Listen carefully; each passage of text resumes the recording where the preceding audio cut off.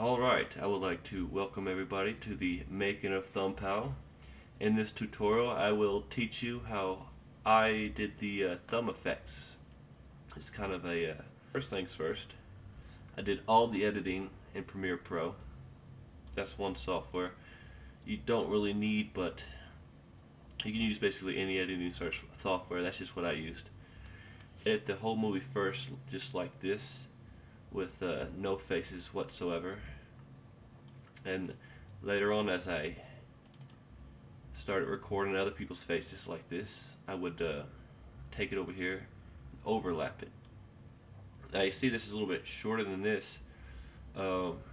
Usually I would just drag this out to here so it can fit the frame of the movie, but in this tutorial I only have these two files, so I'm just gonna basically wing it. So what I do is make this one the same size,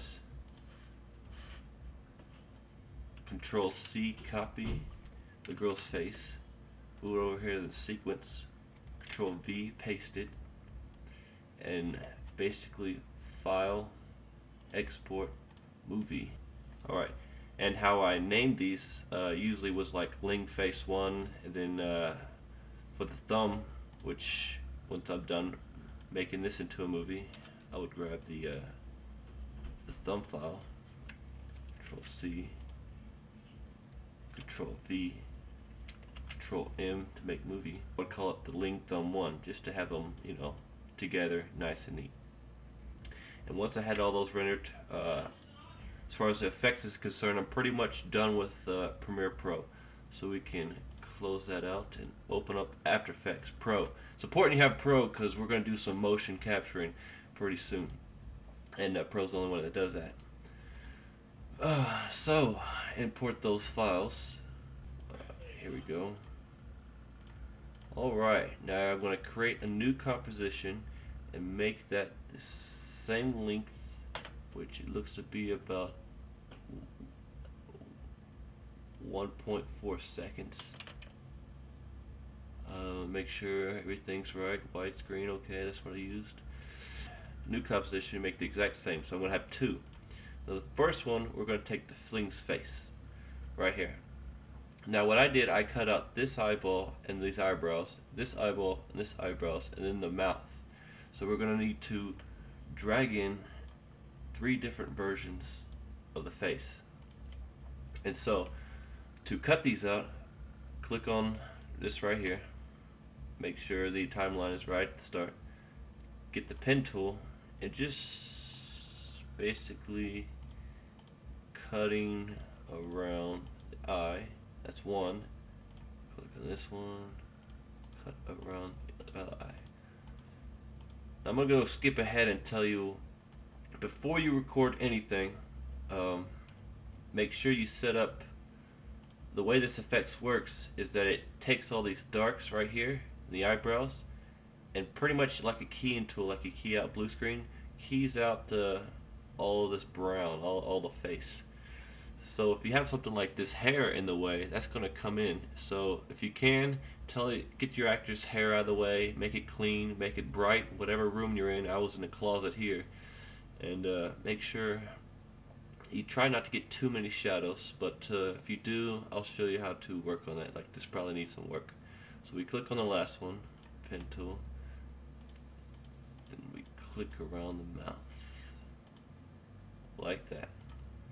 And for the thumbs, you know, they look kind of weird, so, you know, put the eyes together, move the mouth in just like that. Alright, now for each of these, I found it best to, because of the way the effect works later on, to brighten it up a little bit. Brighten up the brightness and the contrast, just to make these lights and darks stand out more. I'm going to Control C this effect, Control V the effect in there, and I see this is a little bit darker, so I'm going to play with that a little bit more. There we go. Control V in the mouth. Alright, that looks pretty good. But as you see, we're not doing pictures, we're doing animation. And you see how the lip falls off here and the eyebrows are gone and all that. So what I like to do, or what you need to do, is go over here, mask, because that's what we created when we did this selection tool. We created a mask. Click on the arrow, go mask shape, click on the little timeline here that starts the animation. Do that for each of them.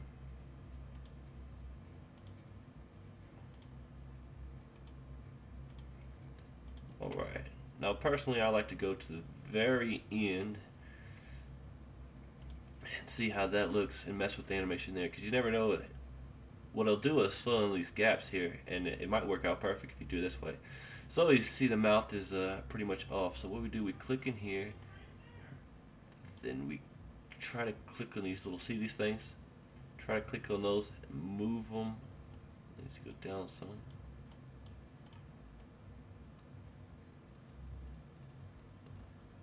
What you could do here, if the eyes overlapping that, well, what you could do is move that. So what we'll do is we're telling this mask to change at this point in time.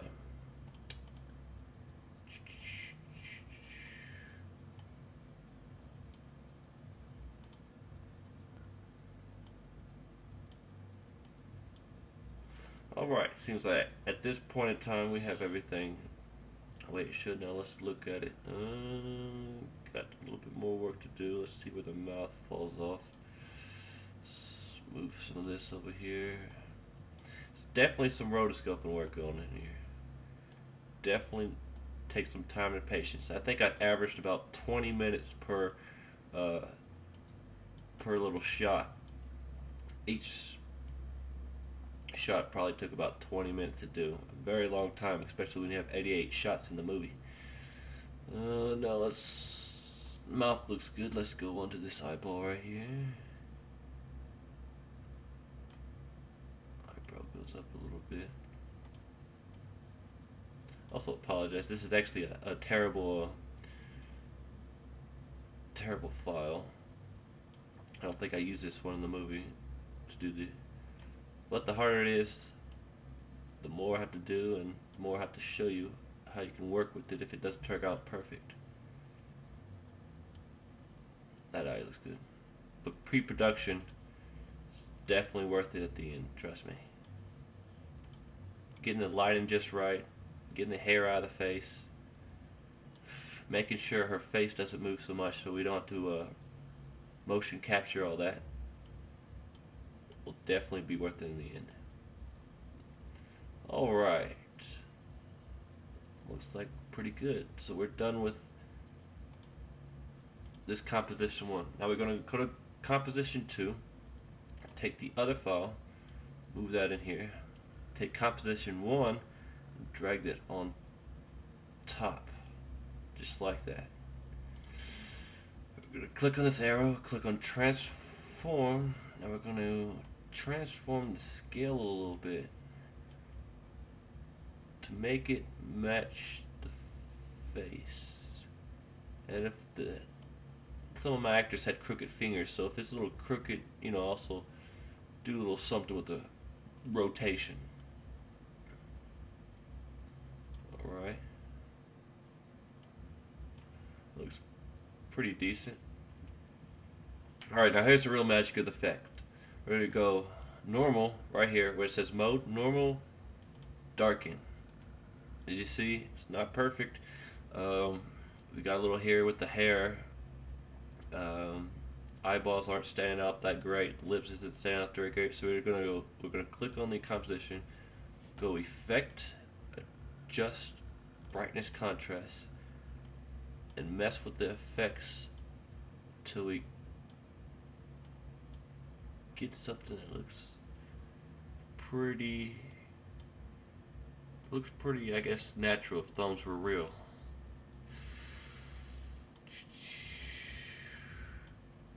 A lot of testing. That looks pretty good.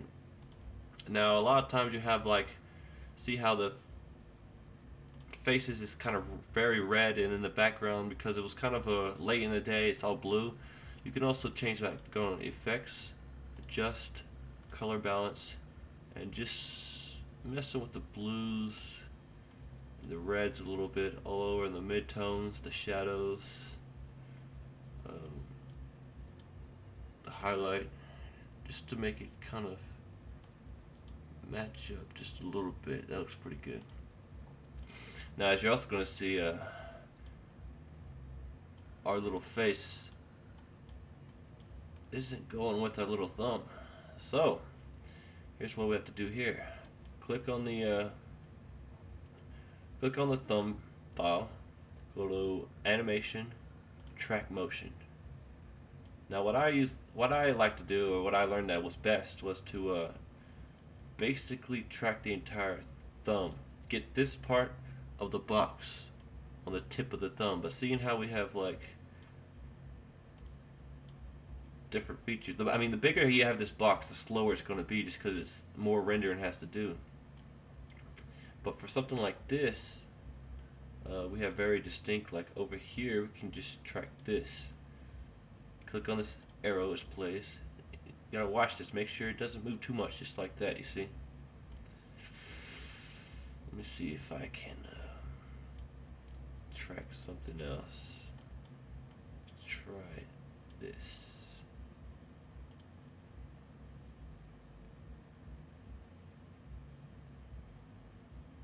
So far, so good.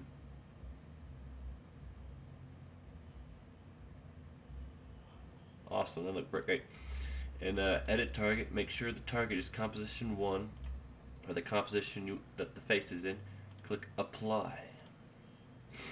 And we're going to go up here, click composition 2, click on the first frame, and see it's a little bit off. I haven't yet mastered the motion tracking, so I don't know where to keep it exactly where I had it, but that's no problem. You don't want to mess with position, because position is what we use to keyframe to track the motion of the thumb. So what you do is change the anchor point to return it to where it was, just like that. Click on the timeline of the little stopwatch of anchor point, because sometimes the tracking isn't that perfect. Like, see, it'll rise a little bit up there. So I'm going to move the animation down a little bit.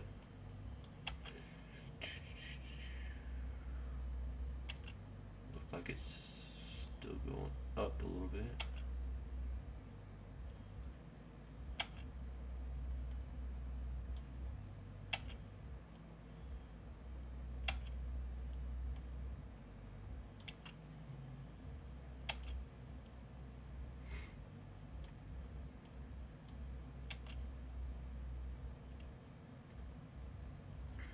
Alright, and voila, there we go. There's our animation of the thumb.